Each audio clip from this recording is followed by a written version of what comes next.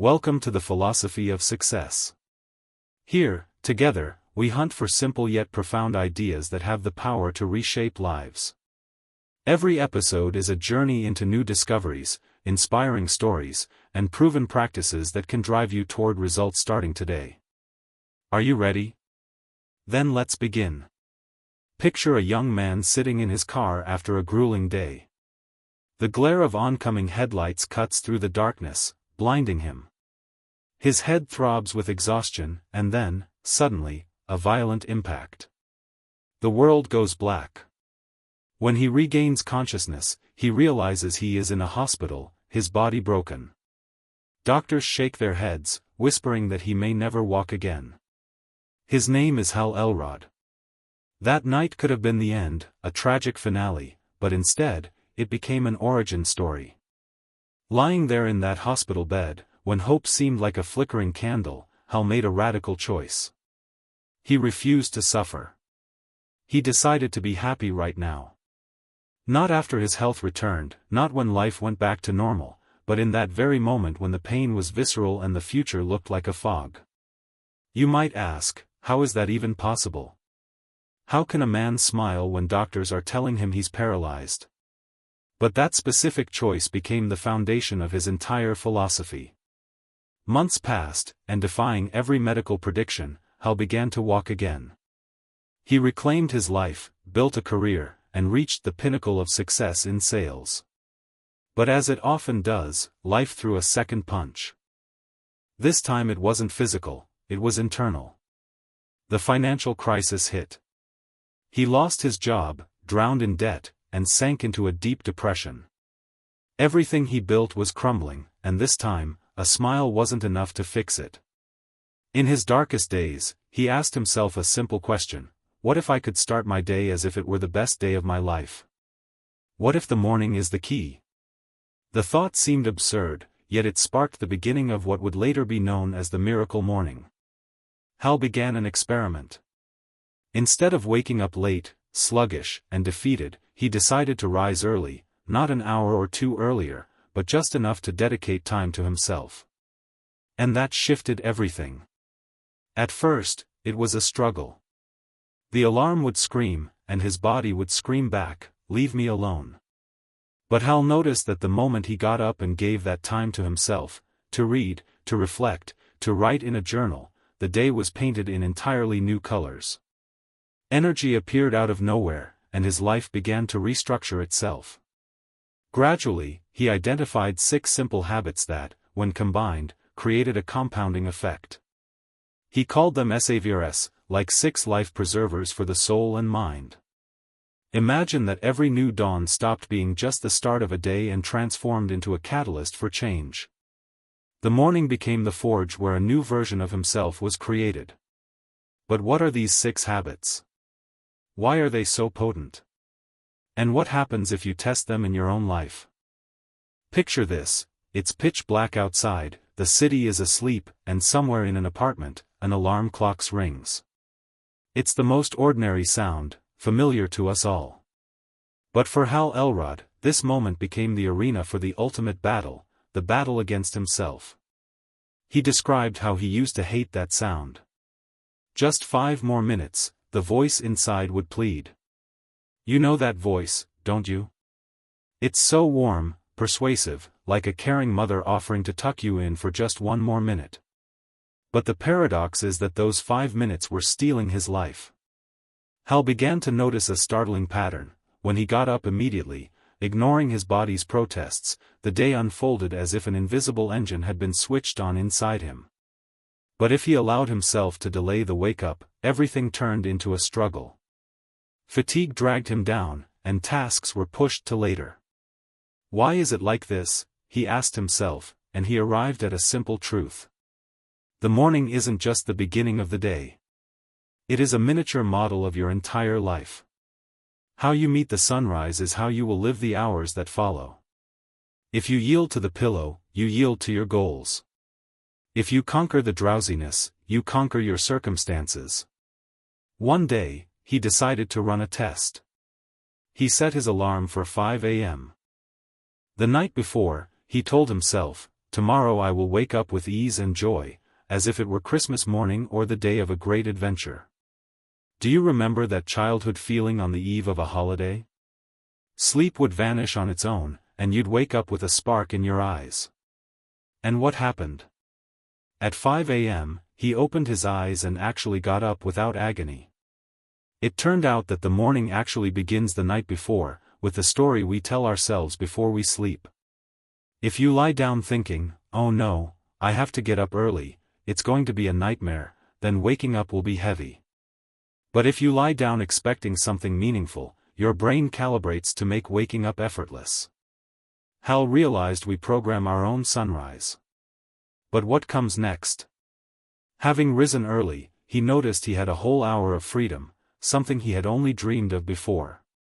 An hour that belonged only to him, with no calls, no emails, no obligations.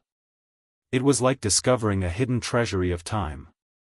In these quiet morning hours, he began to try different activities. He read inspiring books, wrote thoughts in a notebook, meditated, and visualized the future he wanted to see.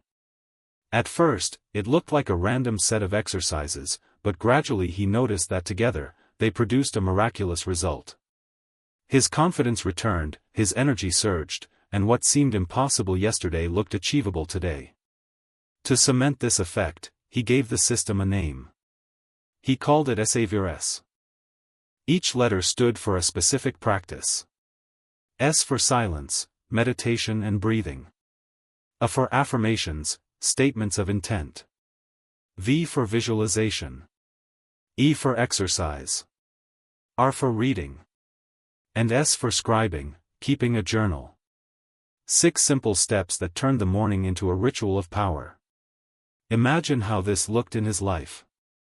He wakes up at 5, sits in a chair, closes his eyes, and for 5 minutes, simply breathes deeply, feeling the silence fill him with calm. Then he takes a sheet of paper and speaks aloud, "I am strong. I will find a way out of debt. I am worthy of a better life." The words sounded strange at first, but day by day, they took root deeper. Then he would imagine his life changing, standing on stage, sharing his experience, his family living in abundance. The images came alive, and his heart began to believe. After that, a light workout, push-ups, stretching, running in place. The blood rushed through his veins, and sleep vanished without a trace. Then he would pick up a personal growth book and read at least 10 pages. And finally, he would take out his journal and write down his thoughts, fears, plans, gratitude. All of this took 1 hour.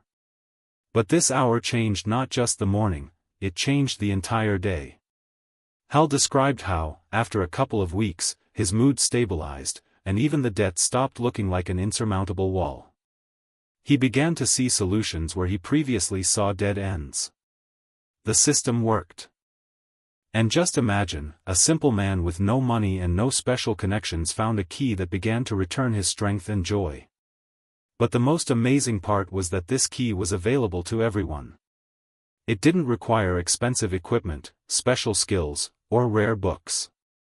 It required only one thing, the resolve to wake up a little earlier and dedicate time to yourself. But what if you don't have a whole hour? What if life is full of chaos and time is catastrophically short? Can the miracle morning work if you only give it 10 minutes? Picture a young mother living in a constant time crunch. The baby wakes up multiple times a night.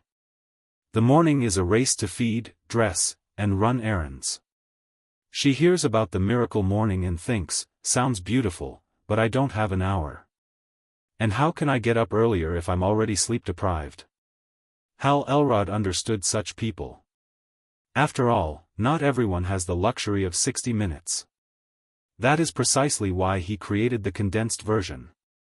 He called it the 6-minute miracle. The essence is simple. Even if you only have 10 minutes, you can still go through the entire SAVRS cycle, albeit in a mini format. It's like a small breath of fresh air that revives you and gives you strength. What does it look like? Minute 1, silence. You close your eyes and take a few deep breaths. You simply allow your body to relax and your mind to rest. It's like pressing pause. Minute 2, Affirmations. You tell yourself, I will handle this. Today I will make a move toward the better.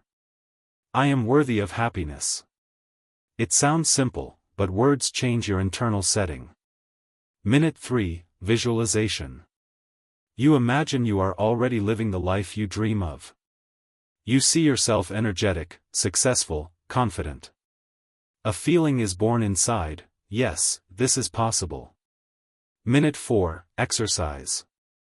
A few squats, push-ups, or just active stretching. The body wakes up, circulation speeds up.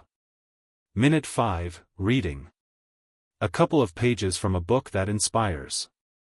Sometimes even one sentence can shift your perspective on a situation. Minute 6, Scribing. You take a pen and write down a couple of thoughts, what you are grateful for, what you want to achieve today. It's like a small anchor for the mind that helps hold the course. And that's it. 6 minutes.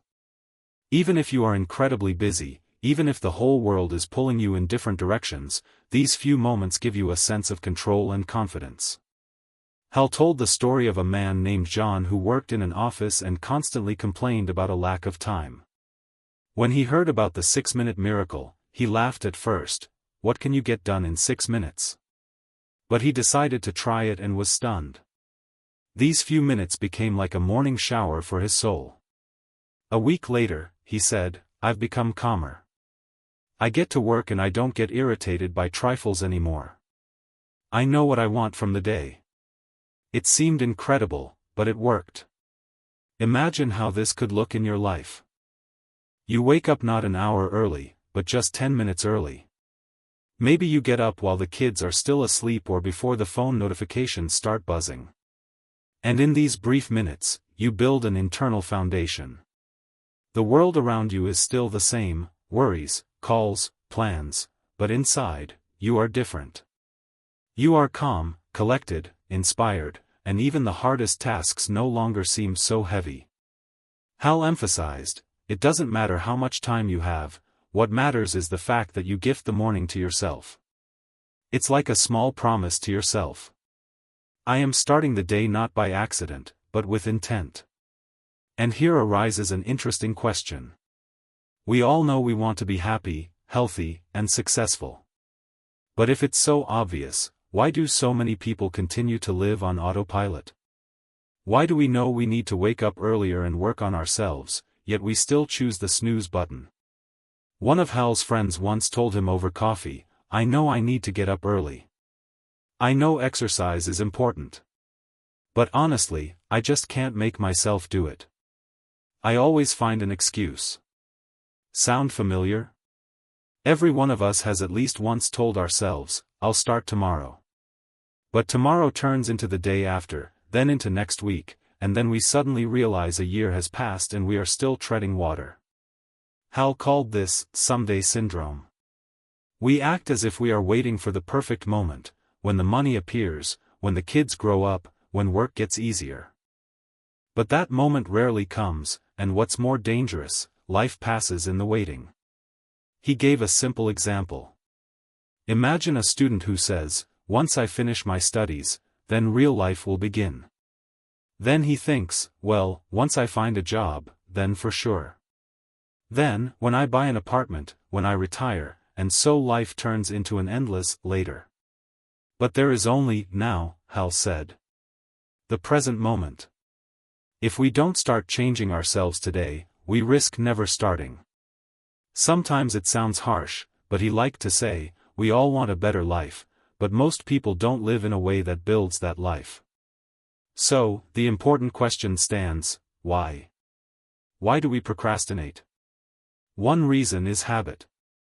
Humans are wired to hold on to the familiar, even if the familiar brings suffering. Waking up at the last second, checking the phone first thing, living in a rush, it feels comfortable because it's known. Another reason is fear. What if I try and fail? What if I get up at 5 a.m. but then crash and go back to the old ways? Better not to start than to be disappointed. And this is where the magic of small steps comes in. Hal said, you don't have to change everything at once. Start small. Try just 5 minutes of silence in the morning. Or 3 push-ups. Or write 1 sentence in a journal. The main thing is to do it today. He loved repeating the story of a woman named Sarah. She always said she hated mornings, worked late, fell asleep to the TV, and woke up shattered. When she heard about the miracle morning, she was initially indignant. I don't even have energy for normal sleep, what other habits? But she decided to try. She told herself, I will do just one thing, write one thing I'm grateful for in a journal every morning. The first morning, grateful for a cup of coffee. The second, grateful for a friend who always calls. Week by week, the list grew. After a month, she noticed her mood had shifted. She started going to bed earlier so writing would be easier in the morning. Then she added 5 minutes of reading, then a light warm-up. And 6 months later, she was laughing. I became a morning person. I never would have believed it. Hal explained, it's like a snowball. At first, it's small, but once you roll it, it gathers speed and becomes huge. The main thing is not to stop. But there is another trick. We often think we need to wait for motivation to act. But in reality, it's the opposite. First comes action, then comes motivation. Imagine you're sitting on the couch, too lazy to go for a run. But the moment you put on your sneakers and step out the door, energy appears inside. The brain says, since we started, let's keep going. Hal said, no one wakes up with motivation every day, but anyone can wake up and take a step. It is the step that launches everything else. And here he would toss the listeners a vital question. If you know that a magical free hour won't just appear in your life tomorrow, what is stopping you from carving out at least a couple of minutes today? Because those very minutes could be the start of the change. But even if we decide to get up earlier, there is still one barrier, our brain. It is a master at convincing us to stay in bed. How do we defeat morning drowsiness? The alarm rings, eyes crack open, and the first thought is, 5 more minutes.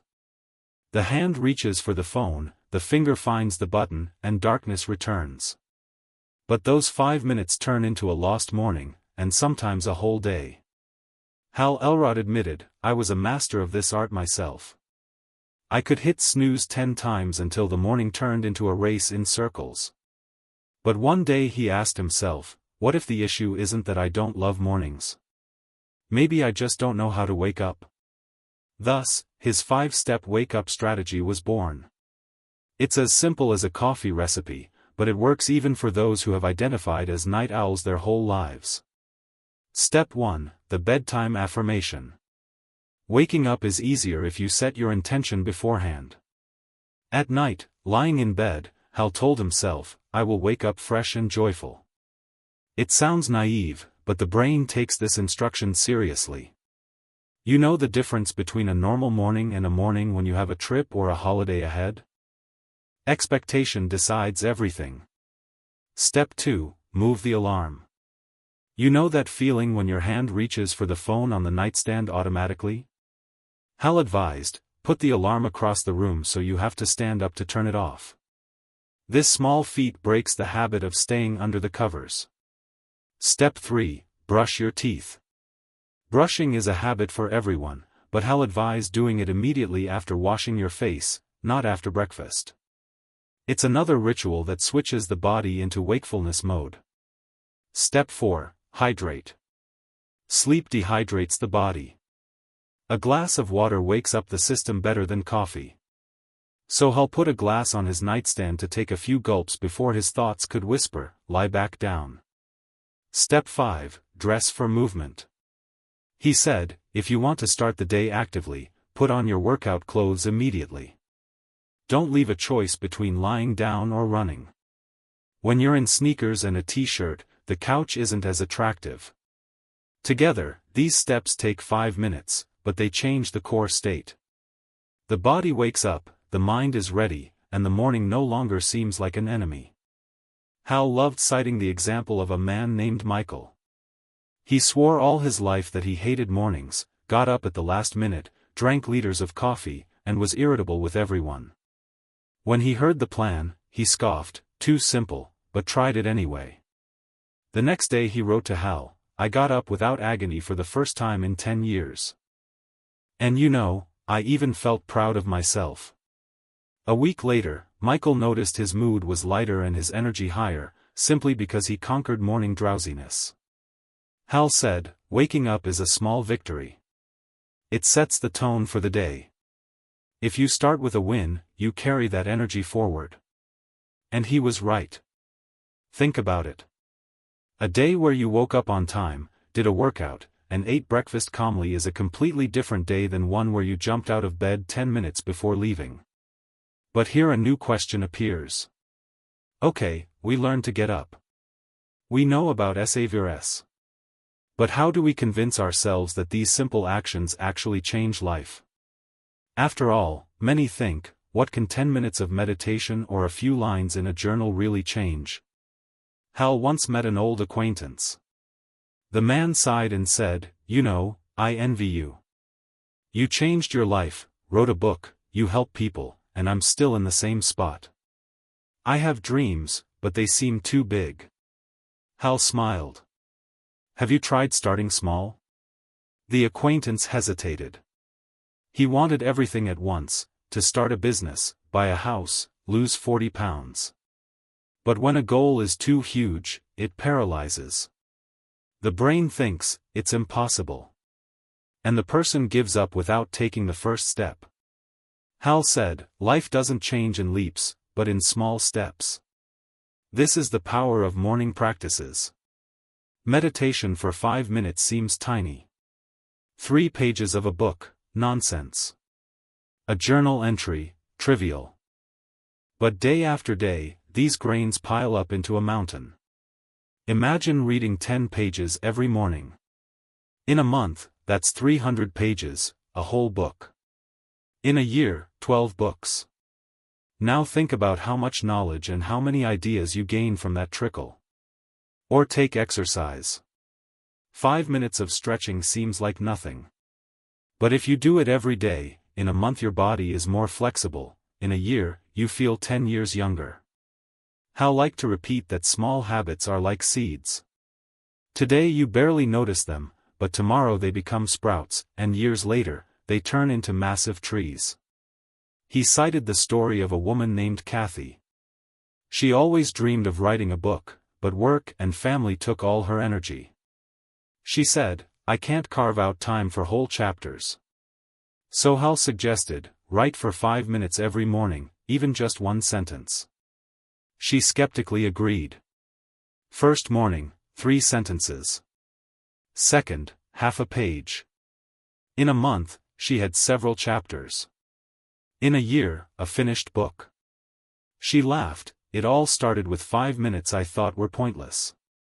And this rule works in everything. We often wait for inspiration to start, but inspiration comes during the process. You don't wait until you feel like brushing your teeth, you just brush them. It's the same with habits. Action comes first, the result follows. Hal explained, morning practices create a domino effect. One small victory pulls another. Woke up on time, felt proud. Felt proud, wanted a healthy breakfast. Ate a healthy breakfast, had more energy for work. Did more work, gained confidence. And so on. It's not the scale of the action that matters, but the regularity. He compared it to training muscles. If you go to the gym once and spend 3 hours there, it won't do much good. But if you do short workouts every day, your body will change. It's better to do a little every day than a lot once a month. And here arises an interesting thought. If small habits are so powerful, what stops most people from adopting them? It's easier to do 5 minutes of exercise than to do nothing at all. Yet we choose the latter. Hal answered, because the result isn't visible at first. We love quick wins. Drink coffee, instant alertness. Eat cake, instant pleasure. But meditation, reading, journaling, they don't give instant rewards. Their effect reveals itself later. And this is where faith is needed. Faith that your small steps matter. To maintain this faith, he advised keeping a progress journal, recording even the smallest victories. Today I got up on time. Today I did 5 squats. Today I read 3 pages. When you see the list, the brain understands, I am moving. And one day, the moment comes when everything shifts. You look back and see, yesterday I was different. Today I am more confident, calmer, healthier. But it's not a miracle. It is the result of drops falling day after day into the cup of your life. And here is the main question. If it's so simple, if small steps are enough, why do some people change while others don't? Maybe it's not about the habits, but about how we see ourselves. Hal explained, I thought for a long time why some achieve success and others tread water. And I realized, it's all about how they view themselves. He called this the self-image. It's like a mirror in our heads. We look into it every day without noticing. And if the reflection in that mirror is weak, unsure, tired, we live according to that image. Imagine a boy in school whose teacher told him, you'll never be good at math. The boy believed it, and even if he is capable, his internal image whispers, this isn't for you. He gives up in advance. Or a woman told in her youth, you aren't athletic. She grows up avoiding workouts because her mirror shows her a non-athletic version of herself. Hal said, we don't live as we are capable of being, we live as we believe ourselves to be. But the good news is that the mirror can be changed. The self-image isn't carved in stone. It is formed by thoughts, words, and actions. He loved telling the story of how he first started using affirmations. At that moment, he was in debt and desperate for change. But every morning, looking in the mirror, he told himself, I am worthy of success. I will find a way. I am creating the life of my dreams. At first, the words felt fake. His brain argued, what dream life? You have unpaid bills. But day by day, the words cut new paths in his consciousness. And one day he noticed he started behaving as if he really was worthy of success. He began calling clients with confidence, looking for opportunities rather than hiding from problems. And that changed his reality. Hal said, our words form the image. The image forms the action. And actions form life. He suggested a simple experiment, stand before the mirror in the morning, look yourself in the eye, and say, today I will act boldly. I deserve the best. I choose to be happy. It might seem silly, but if you repeat it every day, the internal mirror starts to change. You see in the reflection not a tired person, but someone ready for a new day. Hal remembered a woman named Linda. She worked as an accountant and considered herself a gray mouse, always in the shadows, always modest. When she tried affirmations, she felt awkward. She whispered the words, barely hearing herself. But after a month, colleagues began to notice, she spoke louder, her gaze was steady, she took on projects. And it all started with a phrase before the mirror, I am confident and strong. Of course, words alone aren't enough. Hal emphasized that affirmations must be backed by actions. If you say, I am healthy, take a step. Drink water instead of soda, go for a walk. A small action makes the words real. And that is where the magic happens. When words and actions align, the self-image rebuilds faster. You are no longer playing a role. You become that person. Hal liked to say, self-image is like a thermostat. If it's set to 70 degrees and the room gets hotter, it cools the air. If it gets colder, it heats it up. We are the same. If our achievements go higher than how we see ourselves, we cool ourselves down, we get lazy, we procrastinate. But if we see ourselves higher than we are now, we raise the bar. That is why it is so important to work not just on habits, but on the internal image. If inside you deem yourself worthy, you will find the strength to step forward. And here arises a vital question. Okay, we can change the mirror of the soul with words and small actions, but how do we ensure this new image leads us every day, even when we are running on empty? Once, Hal told a story about an athlete who closed his eyes before every race. People saw him standing at the starting line, motionless, as if asleep. But in that moment, a miracle was happening in his head.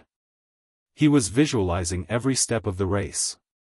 He heard the crowd scream, felt his muscles tense, saw himself crossing the finish line first. When he actually stepped onto the track, his body already knew what to do. The mind had paved the road, and he only had to walk it. Hal said, "This is what visualization does. It turns dreams into plans, and plans into reality." Many people think, it's just a fantasy. But actually, the brain reacts to vivid images almost the same way it reacts to real events. When you imagine yourself speaking confidently at a meeting, your brain rehearses the same neural pathways as during a real speech. Hal used this himself when digging out of debt. Every morning, he closed his eyes and imagined his bills were paid, imagined smiling at his wife because they no longer feared for tomorrow. He saw himself on stage, sharing his story and helping others. Of course, in that moment, his reality was different: bank calls, anxiety, sleepless nights. But visualization helped him feel that a way out was possible.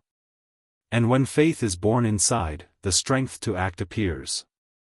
He shared the story of a girl named Emily. She dreamed of opening her own coffee shop but worked in an office and thought it was a pipe dream. When she learned about the miracle morning, she decided to try visualization. Every morning she imagined the smell of freshly roasted coffee. She saw a cozy cafe where people smiled, and she welcomed guests. 6 months later, she suddenly noticed she had a desire to study business plans, look for rental spaces, save money. The dream stopped being distant. It became so real inside that she wanted to manifest it outside. Today, Emily actually owns her cafe. Hal advised, visualization works best when it is specific and emotional. Not just, "I want to be rich," but "I imagine sitting on the terrace of my house, drinking tea, and feeling gratitude for freedom." He highlighted 3 steps: see the picture brightly and in detail, like a movie where you are the protagonist. Feel the emotions: joy, pride, calm. Emotions are fuel. Imagine the actions, not just the result, but the steps leading to it. This turns a dream into a plan. Sometimes people asked, "But if I just imagine, will anything change?" Hal answered, "Visualization doesn't replace action, it creates the energy for action." If you see yourself running a marathon, it's easier to get up and go for a run. If you imagine yourself confident at a meeting, you find the courage to prepare and speak. He compared it to a magnet. A vivid image of the future pulls you like iron. You start moving there almost naturally. And here's an interesting point. If visualization is so strong, how do we combine it with real discipline so it doesn't remain a castle in the air? You can imagine success for years but never take a step toward it. Hal recalled that when he started experimenting with morning habits, he considered himself far from athletic. Yes, he knew exercise was good, but he thought it was for others, for those who love morning runs or spending hours in the gym. But one day he noticed a simple thing. On days when he moved even a little, did some stretching, a few push-ups, or just walked around the room, his energy skyrocketed. Fatigue left, and his thoughts became clearer. He said, "Movement is the key. It's not just for the body, it's for the mind. When you move, your brain wakes up." Picture a normal morning. You get up, still sleepy, go to the kitchen, turn on the kettle. Your mood is gray, thoughts are sluggish. But do a few squats, jump in place, take a deep breath, and suddenly the world comes alive, as if someone switched on a light inside. Scientific research confirms that even 10 minutes of light activity raises endorphins, the hormones of joy. The blood fills with oxygen, and the brain starts working faster. It's no accident that many successful people start their day with movement. Hal shared the story of his friend Tom. Tom was a businessman, constantly stressed, with a coffee in his hand from morning till night. When he heard about morning exercise, he just chuckled, "I have no time." But Hal insisted. "Try just 5 minutes. Just turn on music and dance." Tom agreed out of curiosity. The first morning, he felt stupid, but by the end of 5 minutes, his heart was pounding and his face was glowing with a smile. A week later he admitted, "I can't go without this anymore. It's like an activate life button." Since then, Tom began waking up earlier to fit in a short workout. And surprisingly, even his business improved because he arrived at work alert and clear-headed. Hal emphasized, it doesn't matter how much time you spend on exercise, but that you do it. Even a short run or yoga on a mat creates the effect. He gave examples of different practices: yoga for flexibility and calm, running or brisk walking for energy, strength exercises for confidence, dancing for joy. The main thing is to choose what brings pleasure. Because if you torture yourself with a hated workout, you'll quit fast. But if you find joy in movement, it becomes a natural part of the morning.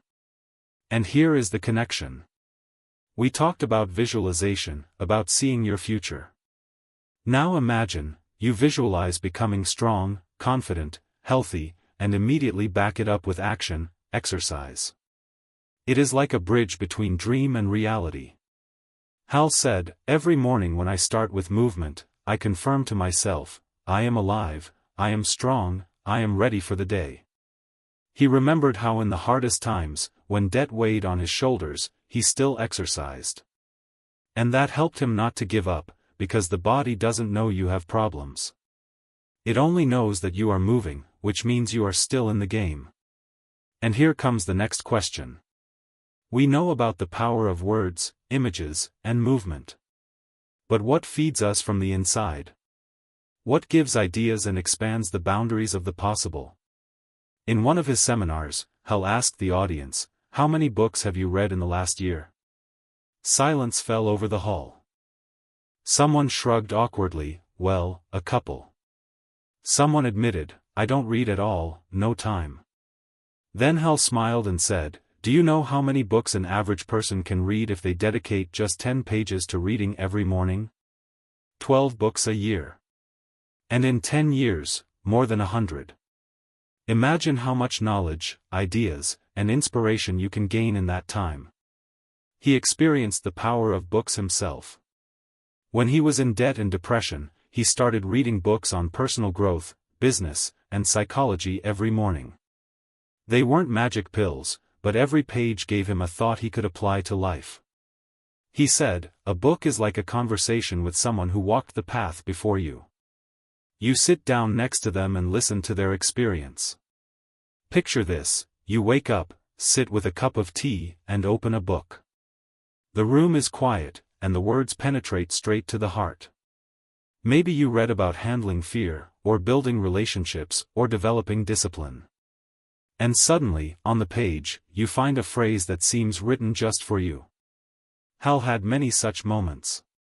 For example, he once stumbled upon a thought by Jim Rohn: "Your level of success will rarely exceed your level of personal development." These words were a revelation. He realized that if he wanted more money, more happiness, more freedom, he first had to become more himself.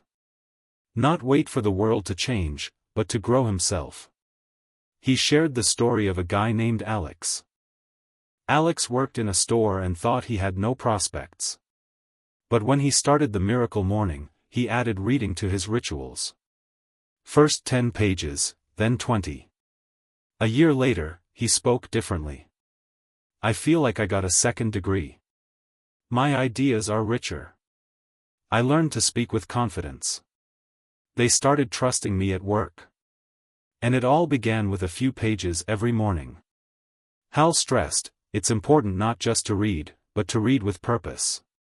Choose books that help solve your problems. If you have money issues, read about finance. If you lack confidence, grab books on psychology and leadership. If you dream of business, study the stories of entrepreneurs. And so knowledge doesn't dissolve, he advised taking notes, writing down key thoughts, and immediately asking yourself, how can I apply this today? For example, you read about the 80-20 rule. Write it down and think, which of my tasks bring 80% of the results, and how can I focus on them? This way, books stop being just text and become fuel for action. Sometimes people said, but I'm too sleepy to read in the morning. Hal answered, that is exactly why it's the best time. The morning is a clean slate. Whatever you write on it stays with you all day. He recalled reading Napoleon Hill's Think and Grow Rich in the mornings. Every time he closed it, he felt charged with energy for new steps. And here a crucial thought is born. Reading expands horizons. It reminds you that your life can be different, that people with similar problems found a way out, that you are not alone. But even the strongest ideas can fade if not anchored. And for that, there is another tool. Writing. The morning journal that helps catch thoughts and direct them. We all have moments when thoughts tangle in our heads. You feel anxiety but can't find the source. You want change but don't know where to start. Hal Elrod said, in such moments, paper becomes your best friend. He called journaling not just a habit, but a tool capable of changing life. Imagine early morning, silence, a cup of coffee in hand, you open a notebook and write, "Today I am grateful for." At first, the words come slowly, but suddenly lightness appears. You notice you have a roof over your head, that someone loves you, that a new day lies ahead, and the anxiety begins to melt. Hal often recalled how he started journaling. In hard times, he wrote down all his fears. He wrote, "I am afraid I will never get out of debt. I am afraid of letting my family down." When these words hit the paper, they stopped being monsters in his head. He looked at them and thought, okay, now I see what I'm dealing with. And then, next to every fear, he wrote a possible step, even a small one, and that gave him a sense of control. He said, a journal is a mirror.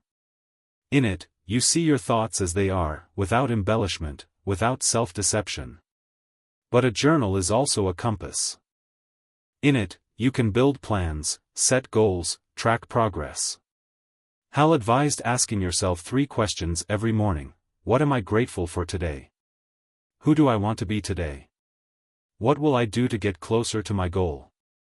These simple lines set the direction. He gave the example of his student, Julia. She always considered herself scattered, forgot tasks, procrastinated. When she started journaling in the mornings, her life changed. She wrote down a priority list, and in the evening returned to the notes to mark what was done. A month later, she noticed with surprise that she had become collected and calm. And also, honesty is born in a journal. There, you can admit to yourself what you are afraid to tell others, write down a dream that seems too bold, or acknowledge a mistake. Paper accepts everything and never judges. Hal remembered, I often wrote in my journal not just what I did, but what I felt. And it helped me understand myself. Sometimes he reread old entries and saw, I have survived hard times before, and yet he made it out. This gave him faith that current difficulties would pass too. Many famous people kept diaries. Leonardo da Vinci wrote down his ideas and observations. Marcus Aurelius wrote his thoughts on life and virtue. The journal became not just a notebook, but a place where a person met with themselves. And here, a special magic reveals itself. When you write, you are conducting a dialogue with your inner self. You see not only what is, but who you can become. Hal said, every entry is a step toward the best version of yourself. And this leads to the next question. We have gathered all the elements of the miracle morning: silence, affirmations, visualization, exercise, reading, and scribing. But how do we make sure this ritual doesn't remain just a habit, but but turns into a lifestyle that leads to success in everything. Hal loved to say, "Every day we wake up with a choice. We can live it the same way as yesterday, or we can create a new path." He saw hundreds of stories of people who tried the miracle morning and changed their lives. One man, Mike, worked as a bus driver and thought his life was predictable to the point of boredom. But when he started getting up an hour early and going through SAVRS, everything changed. He became more energetic, started reading business books, and a couple of years later opened his own small transport company. A woman named Anna lived for years in constant fatigue.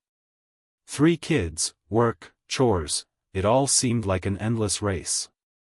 But she decided to try the short version, the 6 minutes. At first, she just wrote down gratitudes and did a few stretches. Then she added reading and visualization. A year later she said, "I became calmer and happier. I have a feeling that I am steering my life, not running after it." The stories repeated again and again. People of different ages, professions, and countries found a source of strength in the morning. Some started writing books, some opened businesses, some simply learned to smile in the morning again. Hal emphasized, the miracle morning is not about getting up at 5 a.m. It is about waking up for yourself. It doesn't matter how much time you have, an hour or 10 minutes. What matters is that this slice of morning belongs to you. He said, "We often overestimate what we can do in a day, and underestimate what we can do in a year. Small morning steps, repeated hundreds of times, create a massive result." That is how he got out of debt, how he started writing books, how he rebuilt his life after severe trials. But most importantly, he realized that when you change the morning, you change yourself. And when you change yourself, everything around you changes: work, relationships, health, mood. Imagine that every morning becomes your personal renaissance. Not just a time of day, but a symbol of a new beginning. You open your eyes and know, here it is, a chance to live the day differently. And so, the main question arises, if your life can be different tomorrow, if you have the power to start the day the way you want, what will you choose to do with this morning? And now, a question for you. Which audiobook or idea would you like to hear in the next episode? Write it in the comments. Your choice could be the foundation for a new video. If this was useful, don't forget to like and subscribe to the Philosophy of Success channel so you don't miss new inspiring stories. See you in the next episode.